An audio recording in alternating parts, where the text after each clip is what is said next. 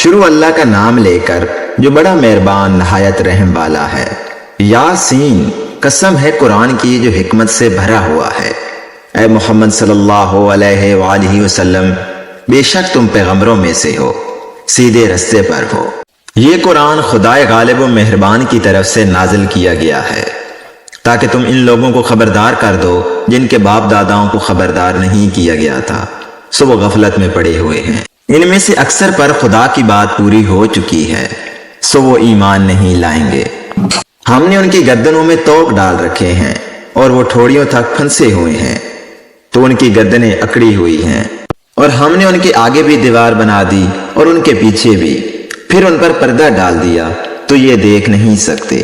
اور تم ان کو نصیحت کرو یا نہ کرو، ان کے لیے برابر ہے، وہ ایمان نہیں لائیں گے۔ تم تو صرف اس شخص کو نصیحت کر سکتے ہو جو نصیحت کی پیروی کرے اور خدا سے غائبانہ ڈرے، سو اس کو مغفرت اور بڑے ثواب کی بشارت سنا دو۔ بے شک ہم مردوں کو زندہ کریں گے، اور جو کچھ وہ آگے بھیج چکے ہیں اور جو ان کے نشان پیچھے رہ گئے ہیں ہم ان کو قلم بند کر لیتے ہیں، اور ہر چیز کو ہم نے کتاب روشن یعنی لوح محفوظ میں لکھ رکھا ہے۔ اور ان سے گاؤں والوں کا قصہ بیان کرو جب ان کے پاس پیغمبر آئے، یعنی جب ہم نے ان کی طرف 2 پیغمبر بھیجے تو انہوں نے ان کو جھٹلایا، پھر ہم نے تیسرے سے تقویت دی تو انہوں نے کہا کہ ہم تمہاری طرف پیغمبر ہو کر آئے ہیں۔ وہ بولے کہ تم اور کچھ نہیں مگر ہماری طرح کے آدمی ہو، اور خدا نے تو کوئی چیز نازل نہیں کی، تم محض جھوٹ بولتے ہو۔